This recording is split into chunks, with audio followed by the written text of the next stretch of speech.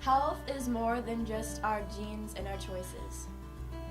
According to the Minnesota Department of Health, health is impacted by our educational level, economic status, housing stability, employment, and what our neighborhoods have to offer.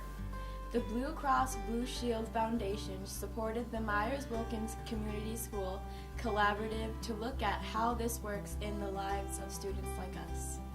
What we've been looking at is addressing the social determinants of health through school-community partnerships. Part of being engaged in community development is ensuring that the residents of the neighborhood are involved. And often what we find is that the parents aren't coming to those community meetings. But if we look for an opportunity to find them, they're at the schools with their children. What I've seen with Myers-Wilkins in particular is that the school was very, very good at working with families and after-school programming. This includes programs that connect with the classroom, building and caring for school gardens, hosting the Steps to the Future powwow, and running the Hillside Youth Theater during the summer. What really evolved was that the parents started to be involved, working with the school, working with the Myers-Wilkins collaborative staff to look at what are some of the barriers that are outside of the school. I think it was valuable to engage parents in a meaningful way, listen to what the parents want from a school, and I think we've seen evidence of that already at Myers-Wilkins. We use focus groups to get input from both parents and students. I guess what I remember from the focus group is getting cameras on the bus. My children don't ride the bus, so I didn't realize it was such an issue.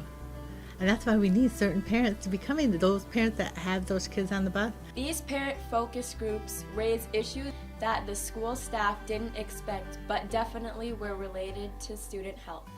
The focus groups also brought forth other issues.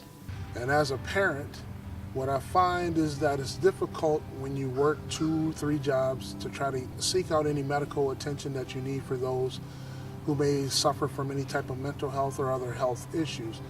But now parents are saying to us through our parent focus groups and then also individually, that's great, but we need additional services. We as adults need some of the dental services. We also need help finding our doctors, finding our dentists. We need help with mental health support. So the school collaborative has worked to bring more services to the school. One is support for mental health by having a therapist in the school. So our kids get the services when they need it, and they also have that personal relationship with us, not just seeing us once a week for an hour, but they see us daily, so we definitely have that relationship piece and trust that a lot of practitioners don't have that aren't in the schools. Another connection is with the Duluth Family Practice Center. A lot of our patients are right here at this school, and so that's what's lovely, to be right in this community. I can see that partnership, and we would love to foster that partnership in any way we can. This project provided the foundation to go even farther. Myers-Wilkins School recently received funding for a family health coordinator and a community health worker to be at Myers-Wilkins to build support for health and well-being. Which is great. It shows how important it is for the school to work together with families and the community agencies. This cooperation is at the heart of the collaborative. With us, with our after-school collaborative, we are very clear in what each other's goals are. We meet regularly. Every single day, one of us is checking in with the other, and then we are also bringing the teachers in so that the work we do is very child-focused, and it is focused on precisely what the children need and also what their families need.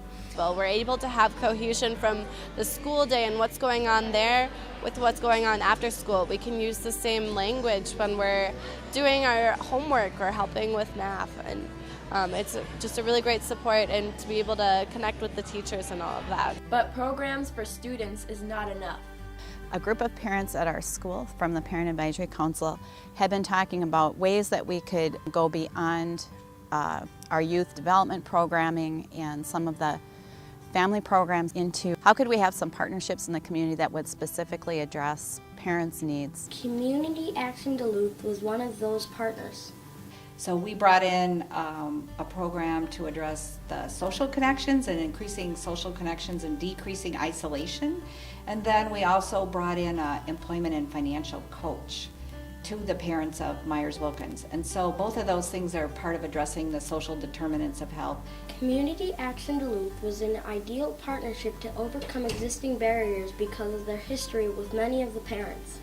And it helps to have people who have long-term relationships with parents doing the ask, not just people who have relationships with their children, but people who know the parents, I think, can be credible inviters. Many parents feel isolated and unable to approach the school staff to raise ideas or concerns. If I wasn't doing this kind of social justice work, I wouldn't know that I can go to this school and talk to them about the issues my children are having, especially Native kids, in a big school where there's 35, 40 kids in one class. You have to reduce those barriers to involvement.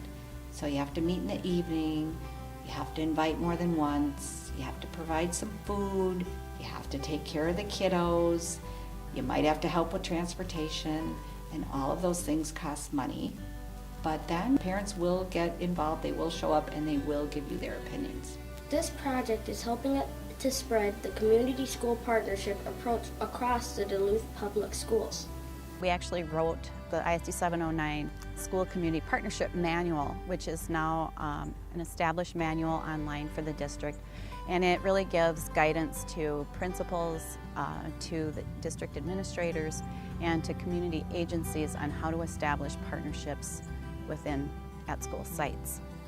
One of those sites is Laura MacArthur School, the Valley Youth Center, which has provided after-school programming for years, learned many important questions to ask in working towards a community school model. Is the administration of the school for this? Are the teachers for that? Are the custodians for that? Because even though you might get the nod from like the higher up superintendent level stuff, it's really, do you have the relationships with the people running the kitchen, taking out the garbage, washing the restrooms, to allow this extra use of their facility that, you know, really helps out, and to have buy-in at all levels. So there's a lot of groundwork relationship building, I think, that happens. The manual helped us walk through a lot of that or expand the ones that we did have.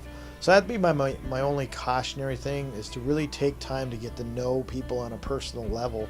These strengthened relationships lead to more healthy environments for students. I think if you were to take a snapshot a few years back, there really was, you know, the Valley Youth Center is doing this, the school is doing this. Other after-school programs out of the school were doing this. And if you take a snapshot now, I think it's really, we're all doing this together, which I think is becoming highly successful for the school. It's really important to have some early success and ensure that parents feel that they've been listened to and that their input has results. And one example at Myers-Wilkins was that the parents identified in the focus groups that bullying was a big problem, and in particular on the buses. The school personnel heard that, and cameras are now on the buses. So it was immediate response, and it was a signal to the parents that it makes a difference to be involved in the school. I'm very happy that this is happening, and that Myers-Wilkins is going to be the first model in the city of Duluth. And we hope to expand in Lincoln School and hopefully throughout the other schools in the city and the state. Our health as students is so important for the future of our community. And the health of our community is so important for our future as students. We're so glad to see school and community working together toward a healthier future for all of us.